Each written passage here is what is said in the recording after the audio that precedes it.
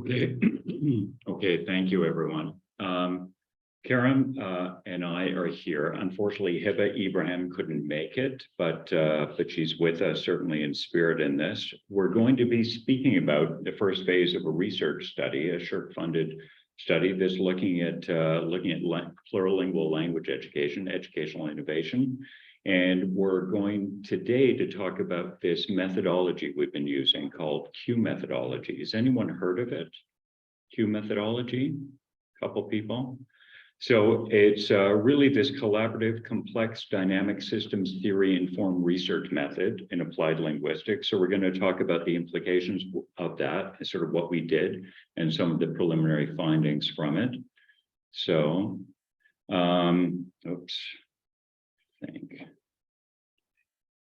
The research team we have investigating this is across the country in 3 provinces in 4 linguistically diverse, unique locations in Alberta, Toronto, the GTA, Ottawa, and Montreal.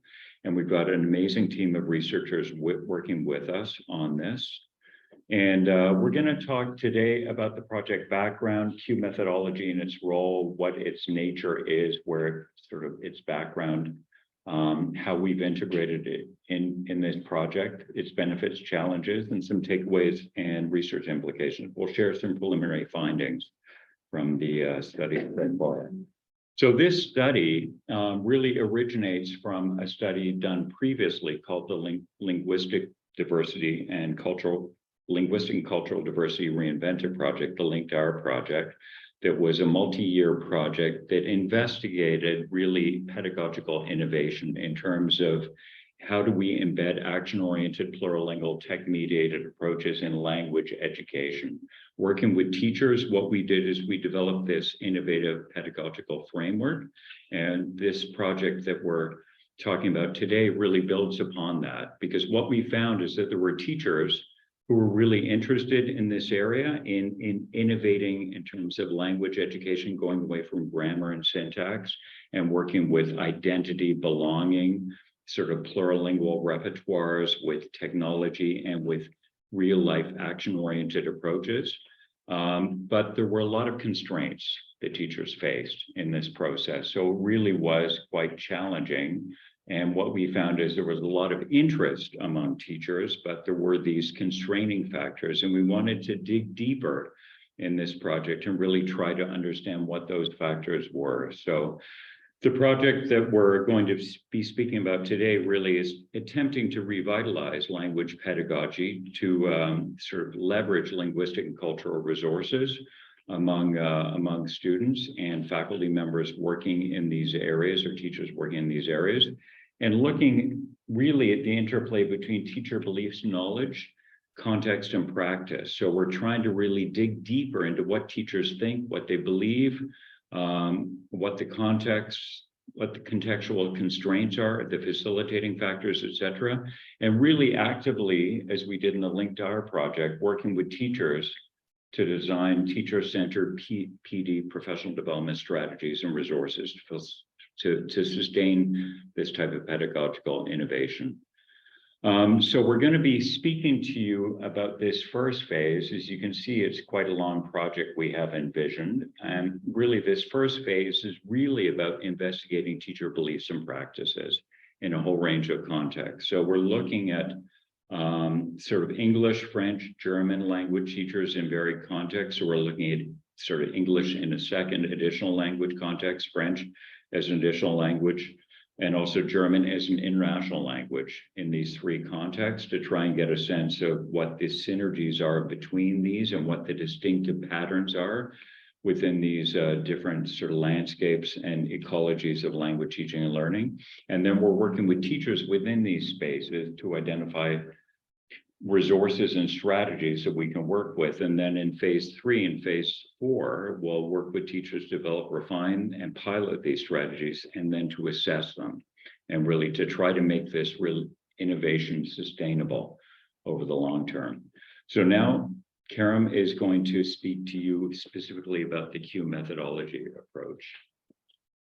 Thank you, Jeff. So today's presentation is going to focus on phases 1 and 2, which is really the use of the Q methodology to survey our participants' beliefs and practices. And these were teachers of English, French, and German. They taught in the primary, secondary, some were also in the tertiary. So there's all kinds of levels. Now, typically in applied linguistics, when we're trying to survey, beliefs or practices, we would use surveys, and you see a lot of usage of Likert scales. And I imagine here folks have used that in their own research. For us, we wanted to use that first, but then we stumbled on this methodology called Q methodology. Now, the reason why we chose to go with this is because it really does allow you to work within a complex dynamic systems theory framework, because here, any of the analyses that happen are person by person. So you can really juxtapose, our participants' opinions in relation to each other. So it's no longer the statements that are a focus, it's really their opinions in relation to the statements. So here you also see that it really allows them to express their views in a way where there is also this aspect of forced binning, which I will get into in a little bit, and I will show you what I mean by that. But for now, really, we did use this to look at their beliefs and practices. And there is the data collection phase, which would entail the creation of Q statements, which I will show you some of. And these are done collaboratively. So also with Q methodology, it does allow for that collaborative nature to happen within the team and also in consultation with other stakeholders as well. So for all the dimensions, we had expert specifics who also gave their opinions on the statements, if we were addressing the right things, if the statements made sense, if they were worded properly. So that's really the data collection. And then the data analysis, you would use factor analysis, but it's a different type of factor analysis than the conventional one you would be familiar with through SPSS. There's a software specifically developed for Q methodology, and it's called CADE. It's a free software, and that's really how you get the person-by-person analyses. So this is what a typical Q grid would look like. So you see here that the scale really does range. You can have from -6 to +6, you can have -5 to +5, and so on. And the idea here is that you would give participants a series of statements. So for us, we had 30, and they would have to, put them in one of these places. Now, our scale was different. It wasn't -6 to +6. It was actually -2 to +2. And this is what you would see typically in published research articles. But for us, this grid didn't really work with the statements that we had with the participants. So we ended up adapting it into something different, which really looks like this. So for us, we had -2 to +2, and we were looking at the feasibility and the challenge of approaching these pillars that we had: action orientation, plurilingualism, and technology, and trying to see what those challenges are and what is feasible already in teachers' context so that we can intervene appropriately and develop the PD toolkit. Now, if I could go back here, like I've been saying, we did craft the statements in consultation with one another. Initially, we had over 120 statements for all three, and that is a lot for teachers to actually sort into the grid. And how we approached it so that you can get the person-by-person analyses for each of the dimensions was really separating the dimensions. So there were 30 statements for AOA that they had to sort, 30 for tech, and 30 for plurilingualism. And although we separated them, the idea was not that they're separate in the project, because we're also looking at the synergies between them. So we developed the statements, we refined them. This was an example of a statement that we would give. So this one says, for technology use to be effective, teaching should be organized in such a way that the roles of teachers and learners are flexible. So they would be presented with this, and they have to put it in the grid.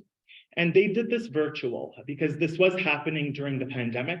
Ideally with Q methodology, you would have things printed out and then they would sort it on a physical table. So there is that added element that we did lose, unfortunately, with the physical nature, but they were sorting it online. It was a membership paid software that we had. And we also supplemented this with focus groups to really try to understand why the teachers were sorting in a particular way. So when they're on the software, they have to first do the initial sort. So they're presented with all three, and then they would put them in either challenging, neither challenging nor feasible, or feasible. So they can put as many as they want in these, doesn't matter. And then once they've done the initial sort, this is where the tricky part comes in. And this is where we had a lot of frustration from teachers because they were saying, well, everything is challenging or everything is feasible in my context. And that's really what the idea of this methodology is. It's to try to tap into those extremes that we're interested in. And trying to find the right Z-scores eventually so that we can find out what really stuck out as the most challenging or feasible. So they have to do what's called forced binning. For us, focus groups was not really mandatory, but we felt the need to implement it just to hear those frustrations of teachers and to also have insights as to why they're sorting something in a particular way. So we had 5 RAs, myself included, that really interviewed 39 participants, and they were grouped in small groups of 3 to 4 participants each, covering the different hubs that you see. So Toronto, Ottawa, Gatineau, Montreal, and Alberta. And we spent about an hour to 2 with each of them, really trying to hone in on why they sorted things in a particular way. And being the lead RA for this project, I helped develop this protocol that was standardized for all the research assistants to use. So that way we can ensure consistency in how we approach the focus groups.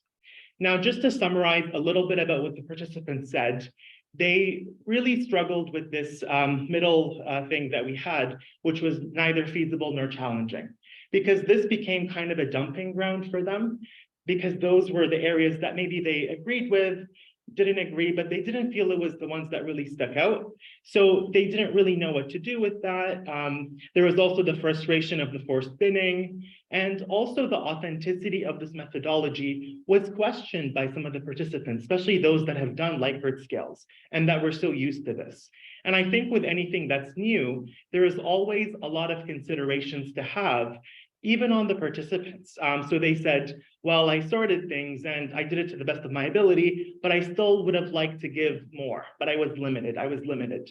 And having the focus groups really helped with that. It helped ease some of that frustration. There was also feedback about the wording of the statements and answering the questions really in relation to what? To their beliefs, practices, or some of the limitations that happen in the institution.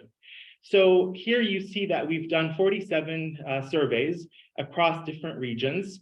From the 47, 39 of them went on to participate in the focus groups, and we did a total of 15, all of which were coded and analyzed, which informed some of the findings that I shared earlier. And I also today want to share with you the analyses that we've done with QCADE. So the factor analysis software, really with the person-by-person analysis.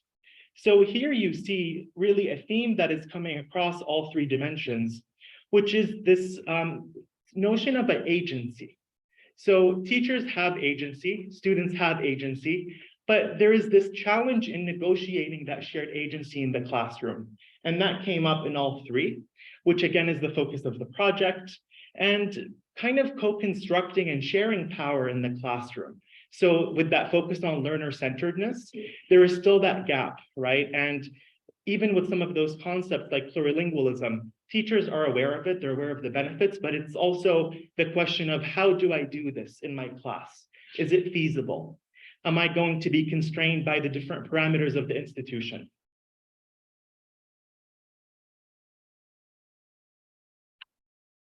So the takeaways we have really currently really is that this Q methodology has been a way to sort of show subjective opinions about these phenomena, about this curricular innovation, and it helps us create a more nuanced understanding, and it's seeing the tensions around these innovative areas, which we're starting to see now in these in the factor analysis and the data analysis that's emerging. And really the focus groups combined with the Q methodology has been crucial because we can help triangulate some of the findings in Q methodology and see what teachers really are more deeply thinking about these factors that are arising.